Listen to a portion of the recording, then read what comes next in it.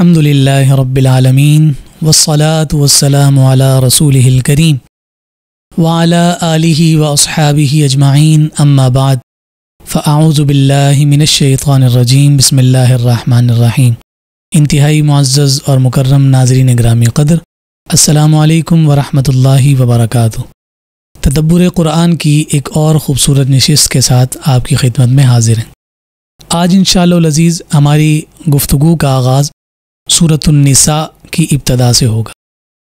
सूरतुन निसा क़ुरआन की तरतीब के एतबार से चौथी सूरत है और अगर इसे बाएतबार नुज़ूल देखा जाए तो ये सूरतुन निसा का नंबर 92वां है।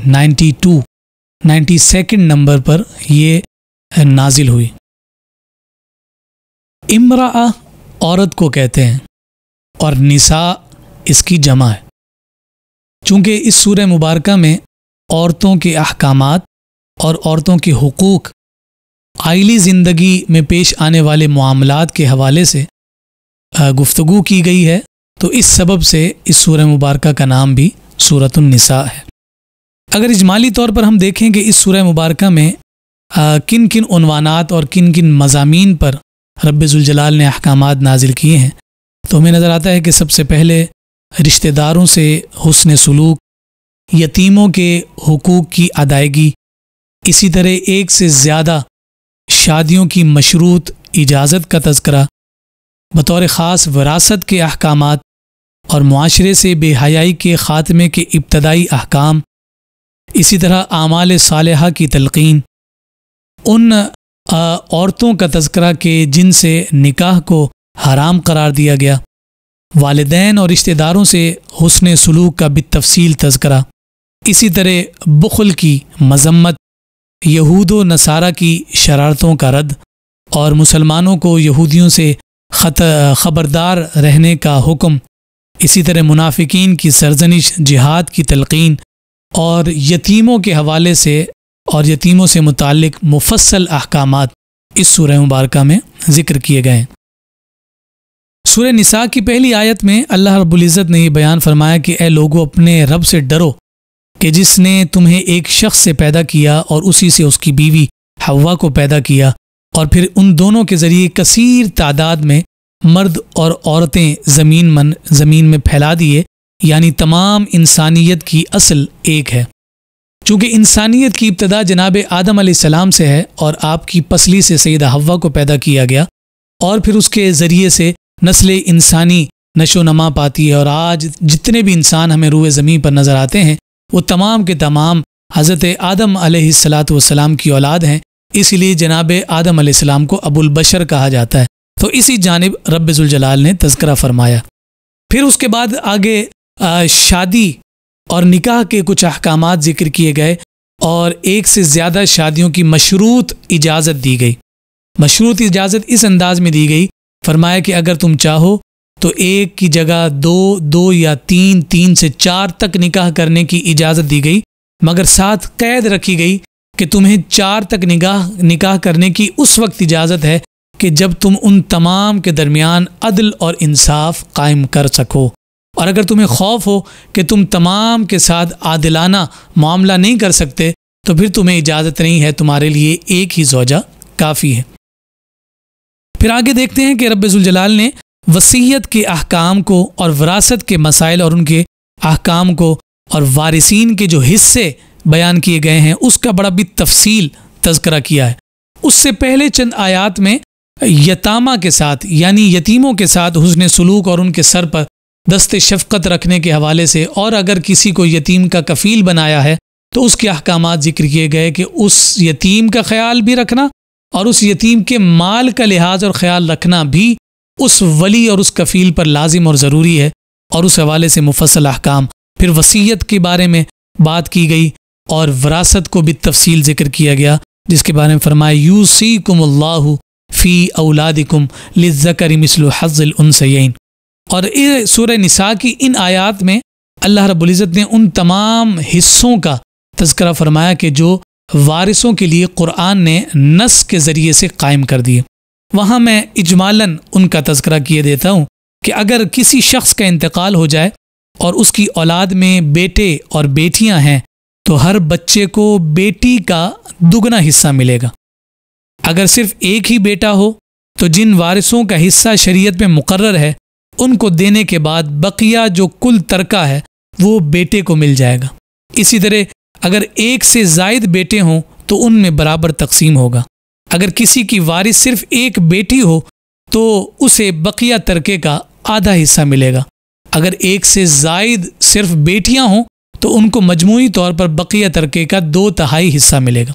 अच्छा, अगर किसी शख्स का इंतकाल हो गया और वो साहिब औलाद है और औलाद के साथ साथ वारिसों में उसके माँ बाप भी हयात हैं तो माँ और बाप दोनों में से हर एक को तरके का 6ठा हिस्सा मिलेगा। और अगर किसी शख्स का इंतकाल हुआ और उसकी औलाद नहीं है और उसके माँ बाप बाकायदे हयात हैं तो माँ को तरके का 1/3 हिस्सा मिलेगा और बकिया तरका बाप को दे दिया जाएगा। इसी तरह फौतशुदा शख्स के लावलद यानी बे औलाद होने की सूरत में अगर उसके बहन भाई हैं तो उसकी माँ को 6ठा हिस्सा मिलेगा। अगर बीवी बे औलाद होकर मरी है तो उसका निस्फ तरका शौहर को दिया जाएगा। अगर शौहर बे औलाद हो तो उसके तरके से बीवी को 1/4 हिस्सा मिलेगा। अगर शौहर की वफ़ात हो गई तो बीवी एक हो या एक से ज़ायद औलाद की मौजूदगी में सबको मजमूई तौर पर शौहर के तरके का 8वां हिस्सा मिलेगा।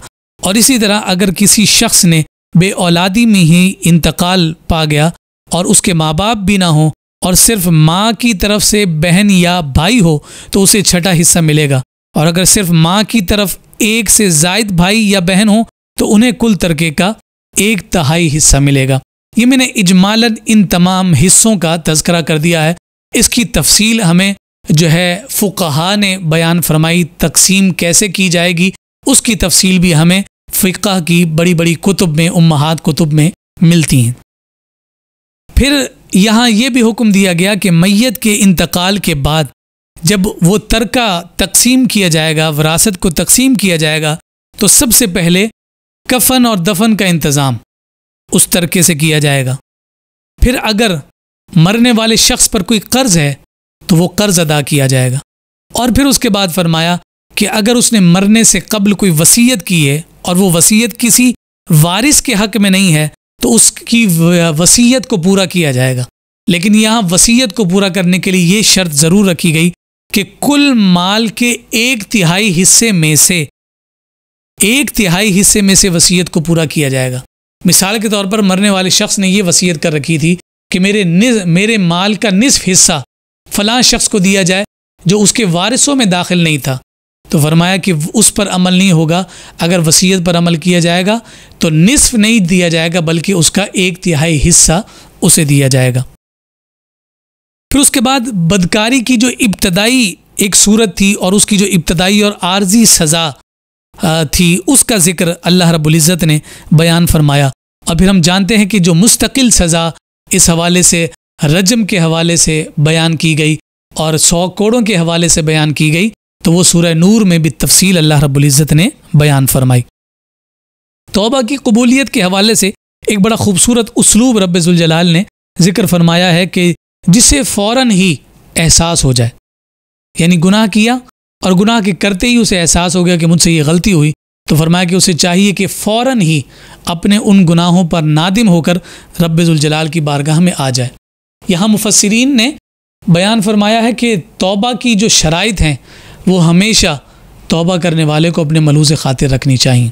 उनमें से 3 जो शराइत हैं उसका ताल्लुक़ हुकूकुल्लाह के साथ है और फिर उन 3 हुकूकुल्लाह शराइत के साथ मिलाकर एक और इजाफ़ी शर्त हुकूकुल इबाद के लिए भी है। और वो शराइत क्या हैं? फरमाया कि पहली शर्त ये है कि जो उसने गुनाह किया है उस गुनाह पर वो नादिम भी हो।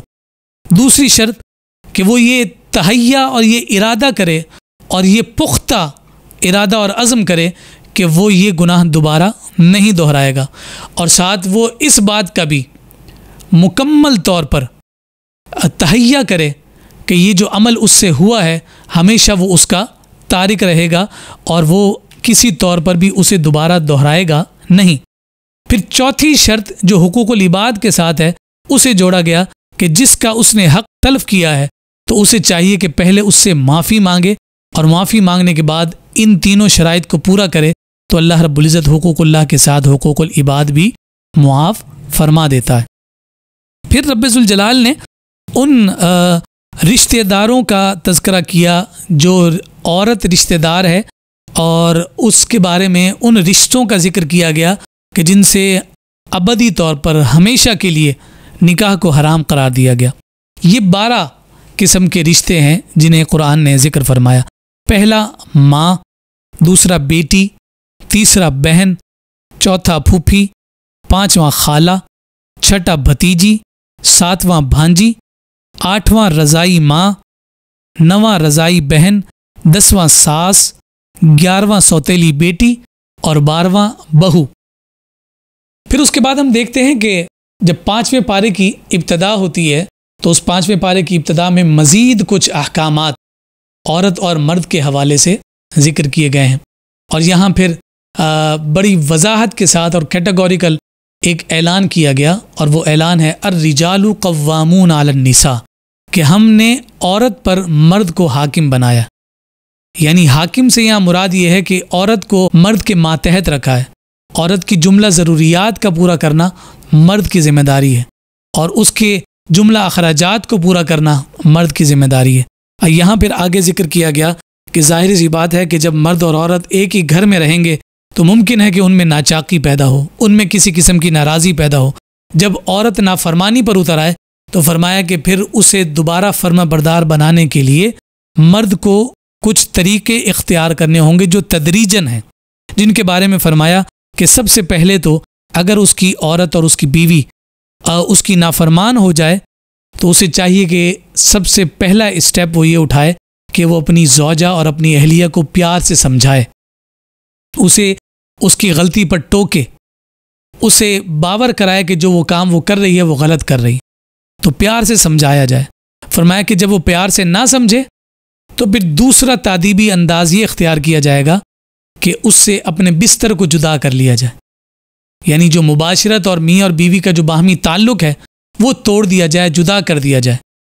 उसके बाद भी अगर वो राह रास्त पर नहीं आती तो फिर तीसरा हुक्म जो दिया गया कि उसे सरजनिश की जाए। सरजनिश इस अंदाज में की जाए कि उसे इस तौर पर उभारा जाए कि उस पर सख्ती की जाए और उस सख्ती के नतीजा में वो राह रास्त पर आ जाए।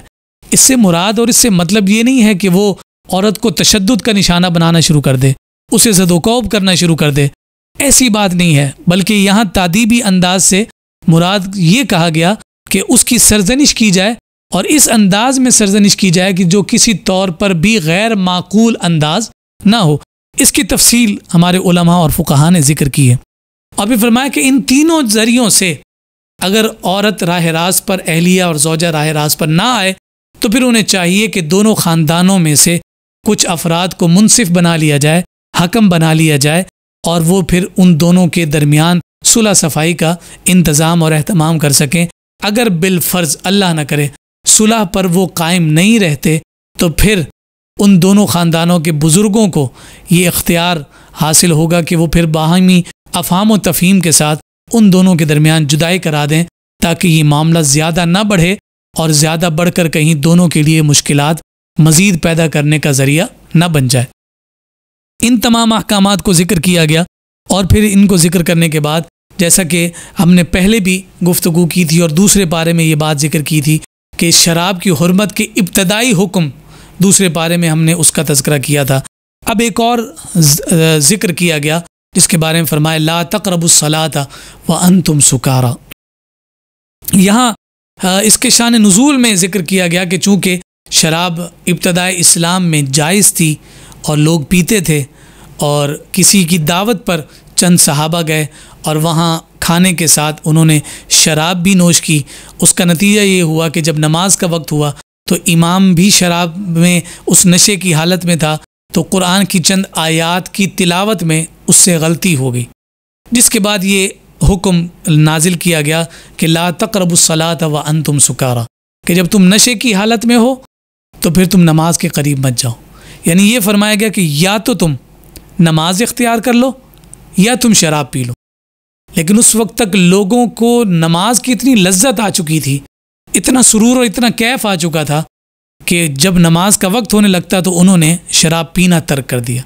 ये कैटेगोरिकल और तदरीजन जो अहकामात कुरान मजीद फ़ुरक़ान हमीद ने ज़िक्र फरमाए, ये बड़ा हिकमत आमेज़ अंदाज़ कुरान मजीद फ़ुरक़ान हमीद का है कि जो गुनाह और जो बुराई किसी शख्स में रासिख और ऐसी कायम हो चुकी हो कि छोड़ना नामुमकिन हो, तो फिर उसे तदरीजन और आहिस्ता आहिस्ता उससे जुदा किया जाए। फिर हम देखते हैं कि फिर उसके बाद ज़्यादा आगे के अहकामात हमें नज़र आए। जब हम आगे चलते हैं तो आगे की जो तालीम है और जो आगे की आयात हैं उसमें तयम्मुम का तज़किरा किया गया। जब पानी मैसर ना हो तो पानी के मैसर ना होने पर तयम्मुम के ज़रिए से यानी मिट्टी के ज़रिए से पाकी हासिल करने के अहकामात को बड़ी तफसील के साथ ज़िक्र किया गया है। इस पर काफ़ी सारी गुफ्तगू की जा सकती है और वो यूँ समझिए कि जब नागुज़ीर सूरत हाल पैदा हो जाए और तयम्मुम की नौबत आ जाए यानी पानी नहीं मिल रहा, और कौन कौन सी वजूहात हैं जिसकी बुनियाद पर तयम्मुम होगा, उसके बारे में फ़ुक़हा ने कहा कि आदमी मुसाफिर हो और पानी सिरे से उसे दस्तयाब ही ना हो, या कीमत पर दस्तयाब हो और वो कीमत उसकी इस्तिताअत से बाहर हो, यानी ऐसा हो कि वो पानी ख़रीदे और साथ उस पानी से उसे अपनी प्यास भी बुझानी है और वज़ू भी करना है। तो फिर यहाँ हुक्म दिया गया कि या तो वो ख़रीद सकता हो तो प्यास भी बुझाए और वज़ू भी करे, और अगर वो वज़ू करेगा और प्यास ना बुझा सकेगा तो अब ये हुक्म है कि वो प्यास बुझाए, पिए और वज़ू की जगह वो तयम्मुम करे, यानी तयम्मुम पर प्यास बुझाने को तरजीह दी गई है। इसी तरह से कहा कि पानी तो दस्तयाब है लेकिन वो ऐसा बीमार है कि अगर वो इस्तेमाल करेगा पानी तो उसकी सूरत में उसकी ज़िंदगी या उसकी सेहत को शदीद ख़तरा लाहिक हो सकता है, तो इस वक्त भी वज़ू की जगह उसे तयम्मुम करने का हुक्म है। बेवज़ू हो या गुस्ल वाजिब हो, दोनों सूरतों में तयम्मुम की रुख्सत दी गई है। यहाँ मैं ये बात ज़रूर अर्ज़ करूँ कि जब हम वज़ू करते हैं तो उस वज़ू में नीयत जो है वो सुन्नत है, लेकिन जब तयम्मुम किया जाएगा तो तयम्मुम के मौका पर बिल इजमा तयम्मुम की नीयत करना शर्त होगा, और ये कुरान की नस से साबित है। ये सारे अहकाम भी इसी सूरह मुबारका में ज़िक्र किए गए। जब हम मज़ीद आगे बढ़ते हैं तो वो हौसला अफजा आयत हमारे सामने आती है कि जो हर गुनाहगार फ़र्द के लिए एक ऐसी उम्मीद अफजा है कि जिसे पढ़कर और जिसे सुनकर उसे एक बारगाह मिल जाती है कि जिस बारगाह से उसे अल्लाह रब्बुल इज़्ज़त के कहर और रब्बे ज़ुल जलाल के जलाल से बचने का रास्ता मैसर आ जाता है। और वो बारगाह कोई और बारगाह नहीं, वो मेरे और आपके आका व मौला जनाब मोहम्मद अरबी सल्लल्लाहु अलैहि वसल्लम की ज़ाते वाला सिफ़ात की मुक़द्दस बारगाह है। अच्छा, इससे पहले उस वाक़े की जानिब भी इशारा किया गया है कि जो वाक़या जनाब उमर रज़ियल्लाहु ताला अन्हु के साथ पेश आया था कि जब एक यहूदी और एक मुनाफिक के दरमियान हुज़ूर अलैहिस्सलातु वस्सलाम ने फ़ैसला फरमाया, और हुज़ूर अलैहिस्सलातु वस्सलाम ने वो फ़ैसला यहूदी के हक़ में कर दिया। मुनाफिक ने फ़ैसला मानने से इनकार किया और जनाब उमर फ़ारूक के पास आया कि आप हमारे दरमियान फ़ैसला करें। और हज़रत उमर फ़ारूक रज़ियल्लाहु ताला अन्हु को जब ये पता चला कि जनाब ये फ़ैसला तो पहले हुज़ूर अलैहिस्सलातु वस्सलाम कर चुके हैं, तो जनाब उमर फ़ारूक ने अपनी तलवार निकाली और तलवार निकाल कर उस मुनाफिक का सर तन से जुदा कर दिया और ये ऐलान फरमाया कि जिससे मेरे मुस्तफ़ा का फ़ैसला कबूल नहीं तो फिर उसका फ़ैसला उमर नहीं बल्कि उमर की तलवार करेगी। तो इस पर ही आयत मुबारक नाज़िल हुई, वमा अरसलना मिर रसूलिन इल्ला लियुताअ बिइज़्निल्लाह। तो यहाँ से फ़ुक़हा ने इस्तदलाल किया कि जो मुस्तफ़ा का फ़ैसला ना माने तो फिर उसकी सज़ा ये है, वही सज़ा जो उमर फ़ारूक रज़ियल्लाहु ताला अन्हु ने उस मुनाफिक को दी थी। फिर उसके बाद वो तज़किरा किया गया कि अगर जब तुम अपनी जानों पर जुल्म कर बैठो, वलौ अन्नहुम इज़्ज़लमू अनफुसहुम जाऊका, महबूब जब ये अपनी जानों पर जुल्म कर बैठें तो उस जुल्म के बाद उन्हें एहसास हो जाए, नदामत हो जाए, जाऊका, वो तेरी बारगाह में आ जाएं, फस्तगफिरुल्लाह वस्तगफर लहुमुर रसूल, अल्लाह रब्बुल इज़्ज़त को वो मग़फ़िरत अता करने वाला पाएंगे इस शर्त पर कि मुस्तफ़ा करीम सल्लल्लाहु अलैहि वसल्लम उसकी सिफारिश रब की बारगाह में करें। क्या होगा? लवजदुल्लाह तव्वाबर रहीमा, तो अपने रब को तव्वाब यानी तौबा कबूल करने वाला भी पाएंगे और रहम करने वाला भी पाएंगे। यहाँ इमाम मुफस्सिरीन ने बड़ी तफसील के साथ कलाम किया है और इस बात को बड़ी वजाहत और सराहत के साथ जिक्र किया है कि अगर तुम चाहते हो कि रब तुम्हें मुआफ़ करे तो फिर तुम्हें पहले मुआफ़ी मुस्तफ़ा से मांगनी है। जब मुस्तफ़ा राज़ी हो गए तो मुस्तफ़ा का रब खुद ब खुद राज़ी हो जाएगा। वो उस एराबी का तज़किरा हमारे मुहद्दिसीन ने अपनी कुतुब में ज़िक्र किया है कि हुजूर के विसाल के बाद वो हुजूर की बारगाह में आए और आक़ाए कायनात सल्लल्लाहु अलैहि वसल्लम की क़ब्र अनवर पर बैठकर वो अर्ज़ करने लगा कि या रसूल अल्लाह, हमने वो सब माना जो अल्लाह रब्बुल इज़्ज़त ने आप पर नाजिल किया, उन तमाम अहकामात को माना। उनमें एक ये बात भी थी वलौ अन्नहुम ज़लमू अनफुसहुम जाऊका, मैंने अपनी जान पर जुल्म कर लिया है और मैं इस आयत पर अमल करते हुए तेरी पाक बारगाह में आ गया हूँ। और वो हुजूर अलैहिस्सलाम की क़ब्र अनवर से मट्टी उठाकर अपने सर में डालता है और फिर लोग उसे देख रहे हैं कि कैसे वारफ्तगी के साथ मुस्तफ़ा करीम सल्लल्लाहु अलैहि वसल्लम से अपनी मोहब्बत का इजहार कर रहा है। तो फिर हातिफ़ गैब से आवाज़ आई कि मेरे महबूब से इस कदर महबूबियत का इजहार करने वाले, गवाह हो जा मैंने तेरे गुनाहों को मुआफ़ कर दिया है। तो इस पाक बारगाह मुस्तफ़ा के मकाम और मर्तबे को ना सिर्फ समझना है बल्कि इस बारगाह से अपने ताल्लुक़ को रज़ामंदी के साथ जोड़े रखना है, ताकि कल क़यामत के दिन मुस्तफ़ा की सिफारिश और मुस्तफ़ा की शफ़ाअत के सदक़े और तुफ़ैल हमें जन्नत नसीब हो जाए और रब्बे ज़ुल जलाल हमारी बख्शिश और मग़फ़िरत का इंतज़ाम फरमा दे। फिर सूरह फ़ातिहा में अल्लाह रब्बुल इज़्ज़त ने जिन इनाम याफ्ता बंदों का तज़किरा किया है, सिरातल लज़ीना अनअमता अलैहिम, कि उन लोगों का रास्ता कि जिन पर तूने इनाम किया। तो यहाँ पर उन इनाम याफ्ता लोगों का तज़किरा किया गया कि भाई वो इनाम याफ्ता लोग कौन से हैं। फरमाया अनअमल्लाहु अलैहिम मिनन नबिय्यीन वस्सिद्दीक़ीन वश्शुहदा वस्सालिहीन। ये चार तबक़ात ज़िक्र किए गए कि जिन पर अल्लाह रब्बुल इज़्ज़त ने बराह रास्त और बतौर ख़ास इनाम फरमाया। वो नबी हैं, वो सिद्दीकीन हैं, वो शुहदा हैं, वो सालिहीन हैं। और इन्हीं चारों को अल्लाह रब्बुल इज़्ज़त ने जमी इंसानियत में सबसे अफजल रुतबा और मकाम अता फरमाया। सबसे ऊंची सफ़ हमें अंबिया की नज़र आती है, फिर उसके बाद सिद्दीकीन की नज़र आती है, फिर उसके बाद शुहदा की नज़र आती है, फिर उसके बाद सालिहीन की नज़र आती है। और फिर इन सालिहीन में तमाम औलिया कामिलीन और तमाम कुतुब, तमाम अब्दाल, तमाम औताद, तमाम अगवास हमें इन सालिहीन की सफ़ में नज़र आते हैं। तो इन लोगों को जिन पर अल्लाह रब्बुल इज़्ज़त ने इनाम फरमाया, हम दुआ ही ये मांगते हैं कि उनका रास्ता हमें नसीब हो जाए। उनका रास्ता कौन सा है? उनके रास्ते के बारे में कुरान ने ख़ुद निशानदेही की कि ये वो रास्ता है कि जिसे सिराते मुस्तकीम कहा जाता है। इन चारों में से किसी का दामन नसीब हो जाए, सालिहीन की सोहबत और संगत नसीब हो जाए, तो वो कल क़यामत के दिन हमारे लिए बख्शिश और माफ़ी का ज़रिया होगा। फिर उसके बाद अल्लाह रब्बुल इज़्ज़त ने उन लोगों का तज़किरा फरमाया है कि जो जिहाद में इस वजह से नहीं जाते कि अगर वो जिहाद में जाएंगे तो मारे जाएंगे। अल्लाह रब्बुल इज़्ज़त ने फरमाया कि उन लोगों पर जब मेरा फरिश्ता पहुंचता है, उनकी रूह कब्ज़ करने के लिए इज़राइल पहुंचते हैं, तो फिर वो उनसे दरियाफ़्त करते हैं, हाँ भाई बताओ कि तुम जिहाद पर क्यों नहीं गए थे? तो वो जवाब में कहेंगे कि हम इसलिए नहीं गए थे कि हम मौत से बच जाएं। तो फिर उनसे सवाल किया जाएगा, बताओ अब तुम्हें कौन बचाएगा? इसलिए फरमाया कि मौत तो तुम्हें आनी है, लेकिन अच्छी और सालेह मौत मांग लो। जाहिर सी बात है कि जो जिहाद में जाएगा अगर फ़ातिह बनकर आया तो गाजी कहलाएगा, और अगर शहीद हो गया तो फिर उसकी शहादत का मकाम और मर्तबा ये होगा कि ये उन चार तबक़ात में से एक तबक़े में दाखिल हो जाएगा कि जिन्होंने अल्लाह की राह में जिहाद करते हुए अपनी जान राह खुदा में सर्फ कर दी। तो फरमाया कि आज तो फिर तुम्हें कोई ना बचा सके, काश तुम रब की राह में लड़ते हुए मर जाते। मौत तो आखिर आनी है। इसीलिए किसी ने कहा था ना कि जान दी हुई उसी की थी। हक तो ये है कि हक अदा ना हुआ। अल्लाह रब्बुल इज़्ज़त हमें इन तमाम बातों को समझने की तौफीक अता फरमाए। इसलिए कहा कि मोमिन जो है वो मौत से नहीं डरता, मोमिन मौत से नहीं डरता, बल्कि वो रब की तकदीर से डरता है।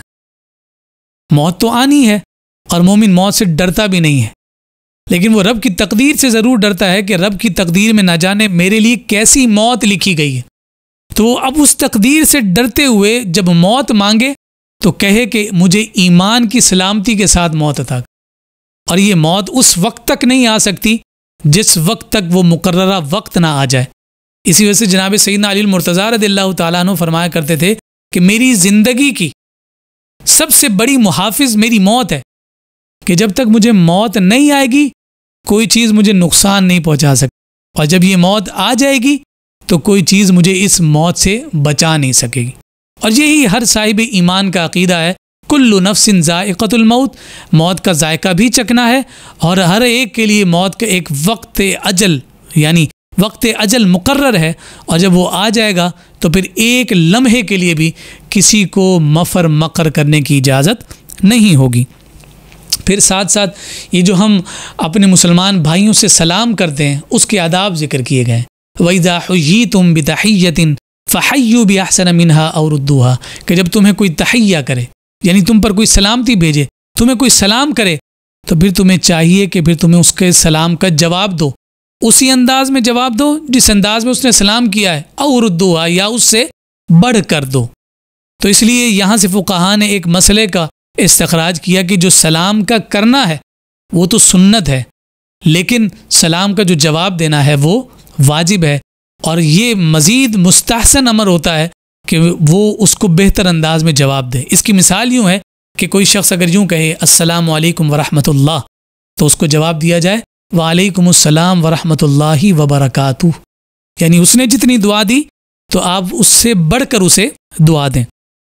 फिर आगे हम चलते हैं तो अदल व एहसान की तलक़ीन की गई कि तुमने अदल व एहसान को कायम रखना है। इन्नल्लाह यअमुरु बिल अदलि वल एहसान व ईताइ ज़िल क़ुरबा व यनहा अनिल फ़हशाइ वल मुनकरि वल बग़य। यतामा के साथ, मसाकीन के साथ हुस्न सलूक के अहवाल दोबारा से ज़िक्र किए गए जो पहले ज़िक्र किए गए थे। और फिर इसी तरह से अल्लाह रब्बुल इज़्ज़त ने क़त्ल के, अगर कोई क़त्ल अमद हो जाता है, क़त्ल ख़ता हो जाता है, उस पर क्या सज़ा होगी, किस अंदाज में होगी, वो तमाम अहकामात भी साथ साथ बयान फरमाए। खुला का ज़ाब्ता ज़िक्र किया गया, यानी एक तो वो तलाक है कि जिसका हक़ मर्द को दिया गया है और मर्द जब चाहे उस हक़ को इस्तेमाल कर सकता है, लेकिन अगर औरत अपने शौहर के साथ ना रहना चाहे और पहल करते हुए वो मुतालबा करे कि मुझे तलाक दो, तो इसे खुला कहा जाता है। तो इस खुला के ज़ाब्ते को ज़िक्र किया गया, इसके अहकामात को ज़िक्र किया गया कि अगर कोई शख्स के साथ बीवी, उसकी बीवी रहने को राज़ी ना हो और बीवी ये चाहती हो कि वो जुदाई इख्तियार करे और वो खुला का तकाजा करती है कि मुझे अपने आप से जुदा करो, तो ये हुक्म दिया गया कि फिर मर्द को इस बात का हक़ है कि वो उससे दिया गया हक़ महर वापस ले। और जो खुला दी जा रही है तो उस पर कहा गया कि फिर औरत के लिए ज़रूरी है कि जब वो खुला ले रही है तो उसने जो हक़ महर ले लिया है अगर, तो वो लौटाएगी, और अगर शौहर ने अब तक नहीं दिया है तो फिर वो शौहर को माफ़ हो जाएगा कि वो उस औरत को ना दे। तो इस तरह के चंद अहकामात ज़िक्र किए गए। दोबारा मियाँ बीवी के हुकूक का तज़किरा किया गया और उन्हें बाहमी मोहब्बत और उल्फत के साथ रहने का, औलाद की अफजाइश और उस तरह के दीगर अहकामात को रब्बे ज़ुल जलाल ने ज़िक्र फरमाया। अल्लाह रब्बुल इज़्ज़त हम सब को अमल की तौफ़ीक़ अता फरमाए और ये किताब हिदायत, किताब रहमत जो हम सब के लिए बाइस खैर बरकत है और हम सब के लिए बाइस नजात है, इसकी तालीमात पर अमल करके हम अपनी दुनिया को भी रोशन कर सकते हैं और हम अपनी आखिरत को भी सुरखरू कर सकते हैं। रब्बे ज़ुल जलाल की बारगाह में ये दुआ करनी चाहिए, अल्लाह रब्बुल इज़्ज़त हमारे अज़हान को, हमारे दिलों को कुरान के नूर से रोशन और मुनव्वर फरमा दे, ताकि इसकी तालीमात के ज़रिए से हम अपनी ज़िंदगियों को सही डगर और सही सिमत पर डाल सकें। वस्सलामु अलैकुम वरहमतुल्लाहि वबरकातुहू।